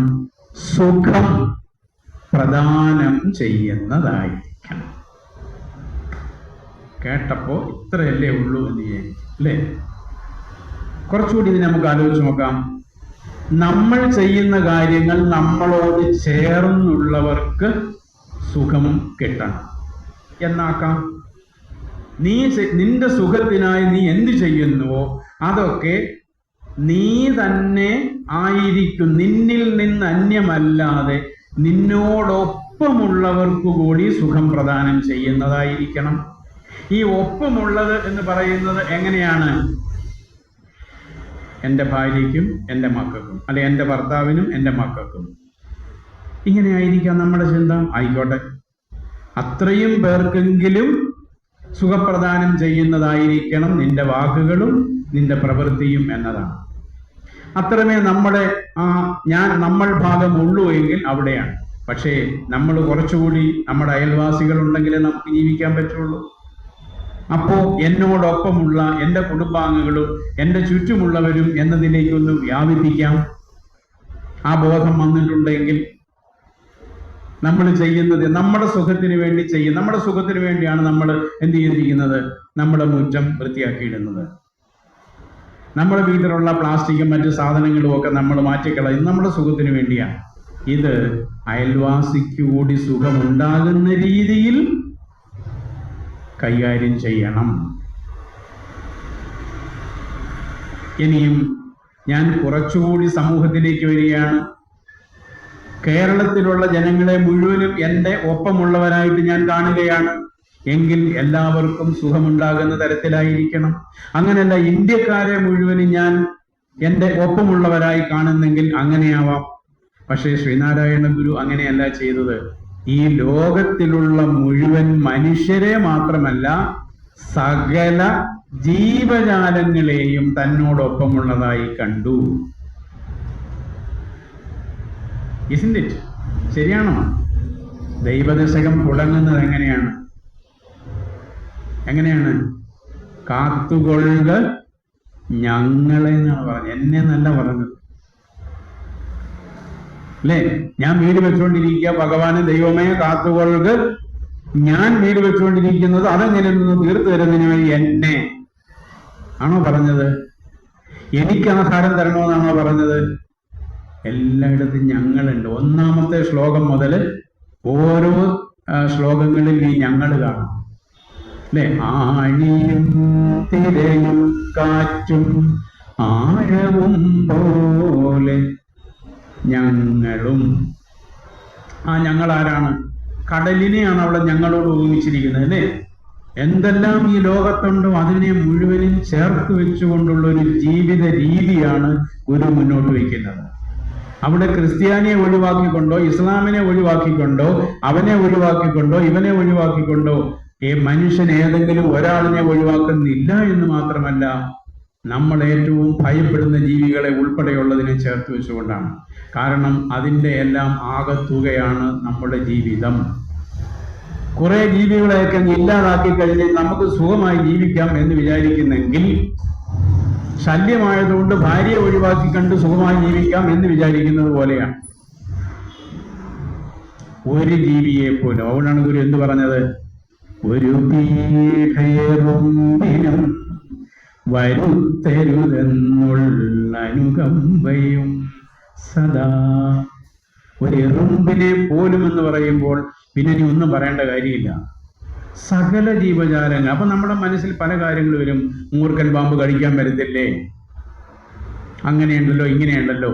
നമ്മൾക്ക് പ്രകൃതിയെ സംരക്ഷിക്കുന്നതോടൊപ്പം തന്നെ പരിശുദ്ധി ശീലിക്കുക എന്നൊരു കാര്യം കൂടിയിട്ട്, നമുക്കൊരു എറുമ്പിനെ പോലും അല്ലെങ്കിൽ ഒരു കൊതുകിനെ പോലും നോവിക്കാതെ കഴിയണമെന്നുണ്ടെങ്കിൽ നമ്മുടെ പരിസരം വൃത്തിയായിട്ടിരിക്കണം. അവിടെയെല്ലാം വെള്ളം കെട്ടിക്കിടന്നാൽ കൊതുകുണ്ടാവും, അത് കയറി വരും, അത് നമ്മളെ ഉപദ്രവിക്കും.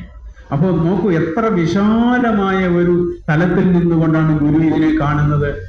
ഈ പ്രകൃതിയെ ഈ ലോകത്തെ നാം എത്രമാത്രം സംരക്ഷിക്കണം.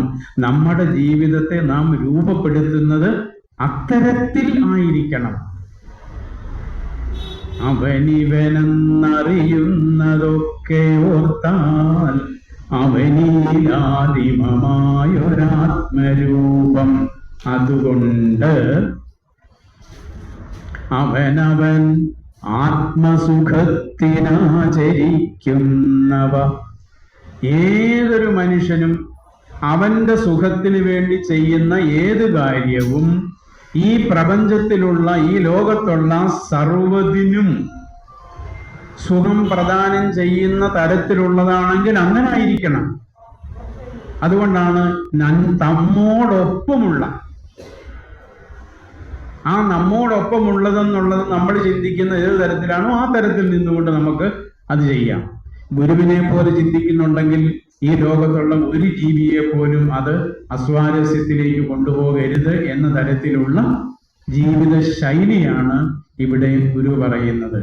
ഇതിന് അപ്പുറം ഒരു നൈതികത തൊട്ട് കാണിക്കാനുണ്ടോ?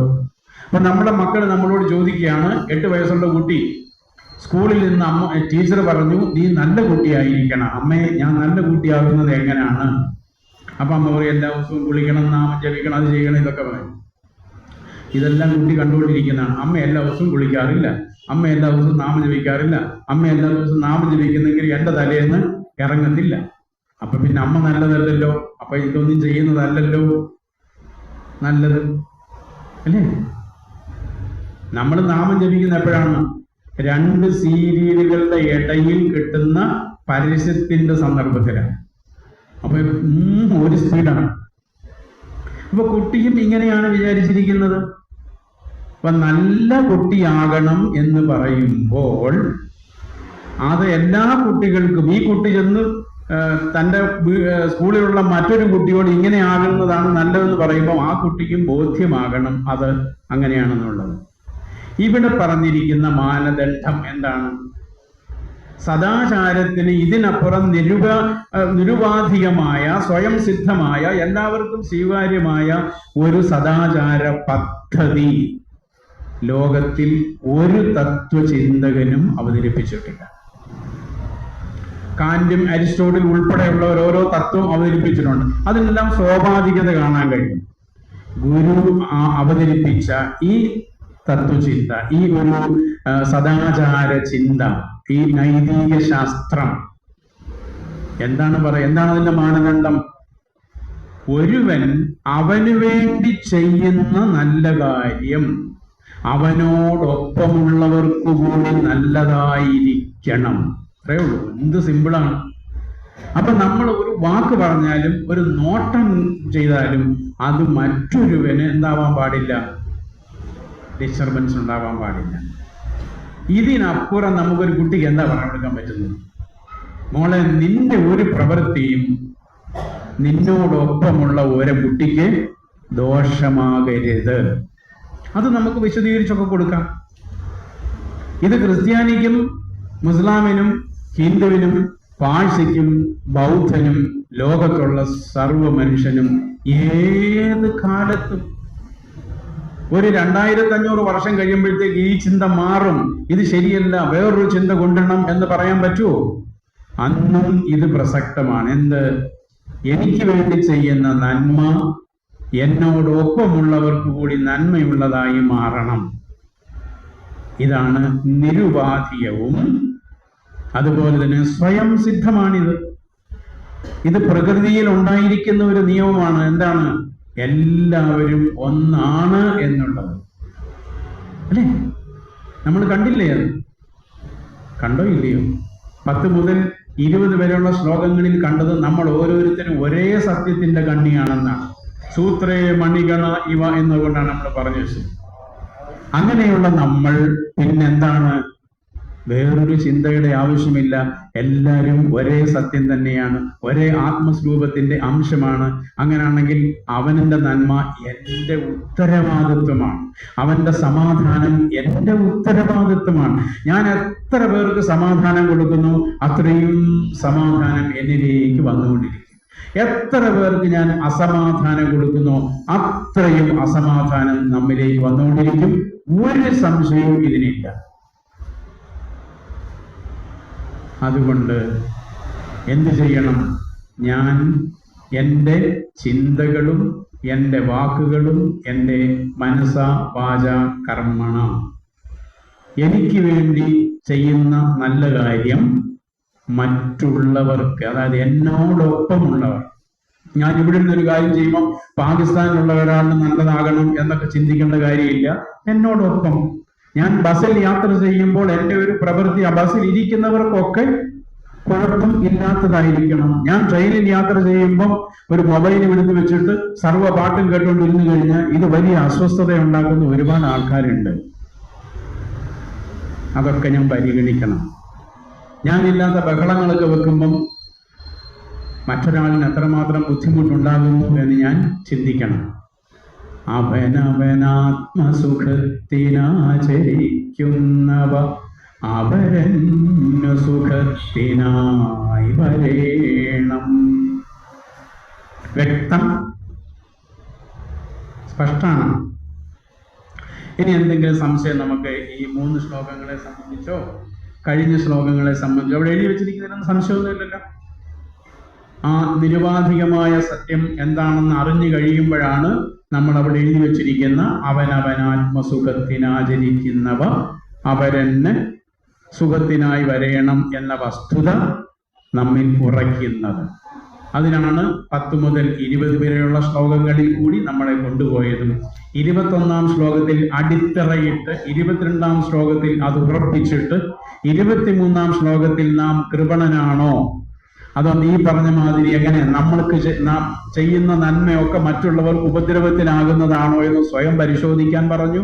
അത് പരിശോധിച്ച് ഉറപ്പുവരുത്തി കഴിഞ്ഞപ്പോൾ പറഞ്ഞു, ഭഗവാനെ ഇനി ഞാൻ എന്താണ് ചെയ്യേണ്ടുന്നത്? ഇനി നീ ഇതാ ചെയ്തോളൂ. എന്താണ്? ഇത്രയും പറഞ്ഞതിൽ നിന്നും നിനക്ക് മനസ്സിലായല്ലോ നീ ഒറ്റയ്ക്കല്ലെന്ന്. ഒറ്റയ്ക്ക് ആർക്കും നിലനിൽക്കാൻ കഴിയുകയില്ല. പറ്റുമോ? എന്റെ ഈ വിരൽ വിചാരിക്കുകയാണ് ഞാൻ വളരെ ഗംഭീരനാണ്, എനിക്ക് ഒറ്റയ്ക്ക് നിലനിൽക്കാം. Is it possible? ഈ വിരൽ നിലനിൽക്കണമെങ്കിൽ, ഇതിന് ഒരു ചൈതന്യം ഉണ്ടാകണമെങ്കിൽ, ഇത് ചലിക്കണമെങ്കിൽ ആകെയുള്ള ശരീരത്തിന്റെ ഭാഗമായി നിന്നെങ്കിൽ മാത്രമേ പറ്റുകയുള്ളൂ.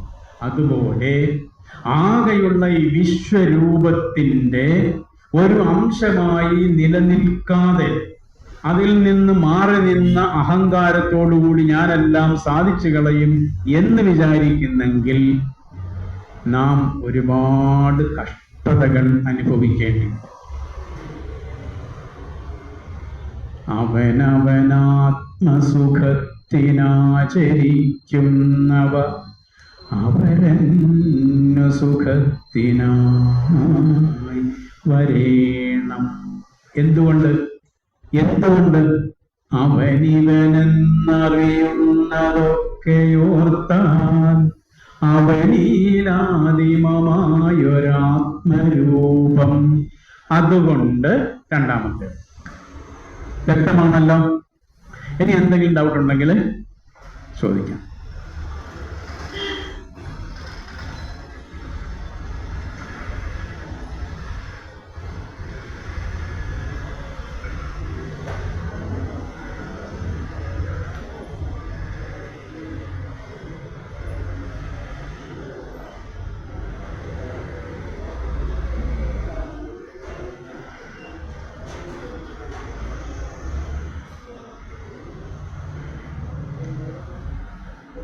ഒന്നുമില്ലേ?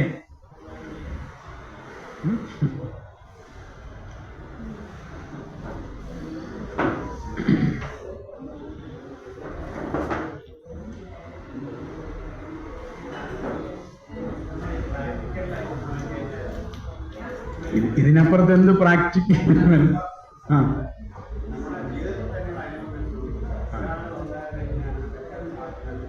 അവിടെ എന്താണ്?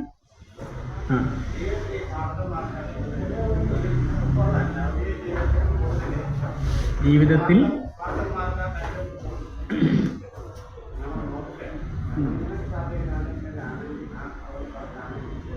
എന്ത് മെച്ചമാണ് നമ്മളത് അറിയണം. അതായത് കൃപണൻ ആയി കഴിഞ്ഞാൽ വലിയ സമ്പത്തൊക്കെ ഉണ്ടാക്കാൻ കഴിയും, ഒരു സംശയമില്ല. പക്ഷേ ജീവിതം അയാൾക്ക് അനുഭവിക്കേണ്ടി വരുന്നത് നേരത്തെ പറഞ്ഞതുപോലെ ജീവിതം ജീവിക്കാൻ ഉള്ളതാണ്. അത് കൃപണൻ ഒരിക്കലും ജീവിക്കാൻ കഴിയുകയില്ല. അയാൾ അനുഭവിക്കുന്നത് നമ്മളാരും അറിയുന്നില്ല, അത്രയേ ഉള്ളൂ. അത് നമ്മൾ മനസ്സിലാക്കിയാൽ മതി. അപ്പൊ പുറമേ ഉള്ളത് കണ്ടുകൊണ്ടല്ല നമ്മൾ ലോകത്തെ വിലയിരുത്തേണ്ടിയിരിക്കുന്നത്. അപ്പോ വേണുവിന്റെ സംശയം ഇതാണ്, എല്ലാരും കൃപാലുവായി കഴിഞ്ഞാൽ കൃപണന്മാര് രക്ഷപ്പെട്ട് കളയും എന്നുള്ളതാണ്. കൃപണന്മാരെങ്കിലും രക്ഷപ്പെടില്ല. ഇതിനപ്പുറത്തൊരു പ്രായോഗികതയില്ല. നമ്മൾ എന്ത് ചെയ്യുന്നതും നമ്മളോടൊപ്പമുള്ളതെന്നാണ് പറഞ്ഞിരിക്കുന്നത്. നമ്മൾ ഇവിടെ ഇരുന്നൊരു കാര്യം ചെയ്യുമ്പം ഇവിടെ ഇരിക്കുന്ന അത്രയും പേർക്ക് അത് അനുഗുണമാവണം. എവിടെയാണോ നമ്മൾ, വീട്ടിലാണെങ്കിൽ അങ്ങനെ, യാത്രയിലാണെങ്കിൽ അങ്ങനെ, ഒരു മീറ്റിങ്ങിലാണെങ്കിൽ അങ്ങനെ, അല്ലേ? ചിലരൊക്കെ നമ്മൾ മീറ്റിങ്ങിലൊക്കെ വരുമ്പോഴത്തേക്ക് ചെയർ വലിച്ചുകൊണ്ട് ഇങ്ങനെ പോകും. ചിലപ്പോൾ ക്ലാസ് എടുത്തുകൊണ്ടിരിക്കുകയായിരിക്കും. ഈ ശബ്ദം ഈ മുഴുവൻ പേർക്കും ആശ്വാസമായിരിക്കും. അപ്പൊ അയാൾ ഒന്ന് ചിന്തിച്ചാൽ മതി, ഞാൻ ഈ ചെയ്യുന്ന അത് പുള്ളി ചെയ്തത് പുള്ളിയുടെ ഗുണത്തിന് വേണ്ടിയാ, പുള്ളിയുടെ നന്മയ്ക്ക് വേണ്ടിയാ, പുള്ളിയുടെ സുഖത്തിന് വേണ്ടിയാ. ഇത് എടുത്തുകൊണ്ട് വരാൻ വയ്യ, വലിച്ചുകൊണ്ട് വരുന്നത് പുള്ളിക്കൊരു സുഖമാണ്. പക്ഷെ പ്രശ്നം എന്താണ്? മറ്റെത്ര പേരെയാണ്. അതാണ് നമ്മൾ ചെയ്യുന്ന കുഞ്ഞു കുഞ്ഞു കാര്യങ്ങൾ പോലും നമുക്ക് കൾച്ചർ ചെയ്യാനുള്ള, രൂപപ്പെടുത്തിയെടുക്കാനുള്ള അവസരമാണ് ഈ ഒരു ശ്ലോകം എന്ന് പറയുന്നത്. ഓരോ സെക്കൻഡിലും നമ്മൾ ഇതെടുത്ത് വെച്ചിട്ട് നമ്മുടെ ഉള്ളിലേക്ക് ഇട്ടുകൊടുക്കണം. ഒരു വാക്ക് പറയാൻ നേരത്തും ഒരു കാര്യം ചെയ്യാൻ നേരത്തുമൊക്കെ ഇത് എത്രമാത്രം മറ്റുള്ളവർക്ക് സുഖം നൽകുന്നതാണ്. അരോചകം എന്നല്ല, സുഖം നൽകുന്നതാണ്. എൻ്റെ സുഖത്തിന് വേണ്ടി ഞാൻ ചെയ്യുന്നത് മറ്റുള്ളവരുടെ സുഖത്തിന് വേണ്ടിയായി. അവരുടെ സുഖത്തെ ഇല്ലായ്മ ചെയ്യുന്നത് ആവാൻ പാടില്ല. ക്ലിയർ ആണല്ലോ? അപ്പൊ പ്രായോഗിക ജീവിതത്തിൽ ഇത് വളരെ എളുപ്പമാണ്. ഇതാണ് എന്തെന്ന് പറയുന്നത്? നല്ല മനുഷ്യൻ എന്ന് പറയുന്നത്, സദാചാരം എന്ന് പറയുന്നത് ഇതാണ്. ഇതാണ് നൈതികത എന്ന് പറയുന്നത്. ഇതാണ് ധർമ്മം. ഇതല്ലാത്തതെല്ലാം അധർമ്മം, അല്ലേ? Isn't it? ഇതല്ലാത്തതെല്ലാം ദുരാചാരം. കസേര വലിച്ചുകൊണ്ട് വരുന്നത് ദുരാചാരമാണ്. അപ്പൊ നമ്മുടെ മനസ്സിലിരിക്കുന്ന സദാചാരവും ദുരാചാരം എന്നൊക്കെ പറയുന്നത് വേറെ ചിലതുമായിട്ടൊക്കെ കൂട്ടിവെച്ച് ക്ഷേത്രങ്ങളുമായിട്ടോ വിളക്ക് കത്തിക്കുന്നതുമായിട്ടോ പ്രാർത്ഥനയൊക്കെ ആയിട്ടോ ആചാരാനുഷ്ഠാനങ്ങളുടെയൊക്കെ തലത്തിൽ കൊണ്ടുവച്ചിരിക്കുകയാണ്. അവിടെയും നമ്മൾ ദുരാചാരമാണ് ചെയ്യുന്നത്. നമ്മൾ ചെയ്യുന്ന പല കാര്യങ്ങളും നമ്മളോടൊപ്പം നിൽക്കുന്ന പലർക്കും വലിയ ബുദ്ധിമുട്ടുണ്ടാക്കുന്നതാണ്. Isn't it? ക്ഷേത്രങ്ങളിൽ പോലും നമ്മൾ ചെയ്തുകൊണ്ടിരിക്കുന്ന അങ്ങനെയാണ്. അപ്പൊ അതൊക്കെ നമ്മളെ കൾച്ചർ ചെയ്യാൻ, പരുവപ്പെടുത്തിയെടുക്കുന്നതിനുള്ള ഒരു അടിസ്ഥാന മരുന്നായിട്ട് ഈ ശ്ലോകത്തെ എല്ലാവരും കാണുന്നു. അങ്ങനെ നമുക്ക് ഇന്നത്തെ ക്ലാസ് ഇവിടെ അവസാനിപ്പിക്കാം. ഈ 3 ശ്ലോകം ഒന്ന് ചൊല്ലിക്കൊണ്ട്. എന്തോ അതെ, സംശയം എന്തെങ്കിലും ഉണ്ടെങ്കിൽ അത് ചോദിക്കാൻ വേണ്ടിയാണ് സമയം തന്നത്.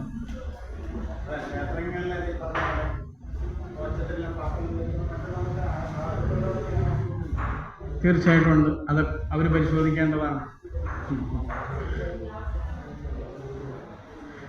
ഈ ശ്ലോകം വലുതായിട്ട് എഴുതി അവിടെ കൊണ്ട് ഒട്ടിച്ചു വയ്ക്കും. ഇനിയെങ്കിലും എല്ലാവരും കൂടെ ഒരേ ടൂണില് ദൈവദശകം ചൊല്ലി കേട്ടെങ്കിൽ സന്തോഷമായി. അങ്ങനെ ശീലിക്കണം. പലരും നമ്മള് ദൈവദശകം മാത്രമല്ല, ഗുരുവിന്റെ ഏത് കൃതി ചൊല്ലുമ്പോഴും നമ്മളുടെ തൊട്ടടുത്ത് നിൽക്കുന്ന ആളിനോടൊപ്പം നമ്മൾ നിന്നാൽ മതി. വേറൊന്നും ആലോചിക്കേണ്ട കാര്യം. നമ്മുടെ തൊട്ടടുത്ത ആളിനോടൊപ്പം നമ്മളാവുക. നമ്മൾ ഓടിപ്പോവാതെ, അവര് ചിലപ്പോൾ സ്ലോയിലായിരിക്കും, അവർ ചിലപ്പോൾ സ്പീഡിലായിരിക്കും. ആ സ്പീഡിലേക്ക് അല്ലെങ്കിൽ ചൊല്ലിക്കൊടുക്കുന്ന ഒരാളുണ്ടെങ്കിൽ ആ ആളിന്റെ ലെവലിലേക്ക് നമ്മൾ വരിക. നമ്മളുടെ ലെവലിലേക്ക് പോകരുത്. കാരണം നമ്മളെല്ലാം ഒരേ ഒരു നൂലിൽ കോർക്കപ്പെട്ടവരാണ്. അപ്പൊ നമ്മളുടെ പ്രാർത്ഥനയും ഈ ഒരേ നൂലിൽ കോർക്കപ്പെട്ട രീതിയിൽ ആവണം.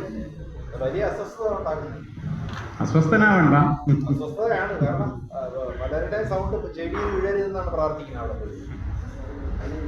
അവിടെ സെപ്പറേറ്റ് ആയിട്ട് വരും.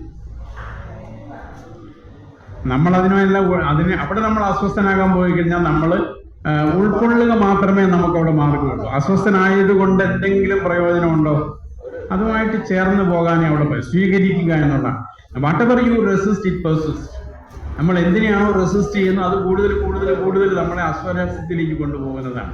അതുകൊണ്ട് അങ്ങനെയുള്ള സാഹചര്യം വരുമ്പോൾ നമുക്ക് അത് അവരോട് തിരുത്താനൊക്കെ പറയാം. പക്ഷെ അല്ലാതെ തന്നെ നമുക്ക് അവരുമായിട്ട് അവിടെ ചേർന്ന് പോകാനേ മാത്രമേ ഉൾക്കൊണ്ടിരിക്കുക എന്നുള്ളതാണ്. ഓക്കെ, അപ്പൊ നമുക്ക്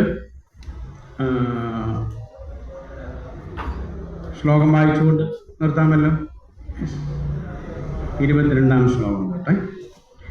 പ്രിയമപരന്റെ അതൻ പ്രിയം സ്വകീയ പ്രിയം അപരപ്രിയമെന്നി എന്തെങ്കിലും പറഞ്ഞു ആരെങ്കിലും? പ്രിയമപരന്റെ അതൻ പ്രിയം സ്വകീയ പ്രിയം അപരപ്രിയം ഇപ്രകാരമാകും. നയമതിനാല് നരന്നു നന്മ നൽകും ക്രിയ അപരപ്രിയ ഹേതുവായി വരേണം. അവരന്നു വേണ്ടി അഹർനിശം പ്രയത്നം കൃപണത വിട്ടു കൃപാലു ചെയ്തിടുന്നു. കൃപണൻ അധോമുഖനായി കിടന്നു ചെയ്യുന്ന അപജയകർമ്മം അവനു വേണ്ടി മാത്രം. അവനിവനെന്നറിയുന്നതൊക്കെയോർത്താൽ അവനിൽ ആദിമമായൊരാത്മരൂപം.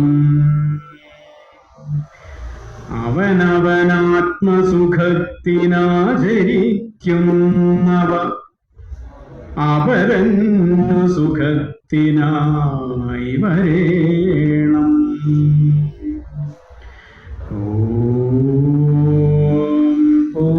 പൂർണ്ണമദഃ പൂർണ്ണമിദം പൂർണ്ണാത് പൂർണ്ണമുദച്ഛ്യതേ പൂർണ്ണസ്യ പൂർണ്ണം ആദായ പൂർണ്ണമേവാവശിഷ്യതേ. ഓം ശാന്തി ശാന്തി ശാന്തി.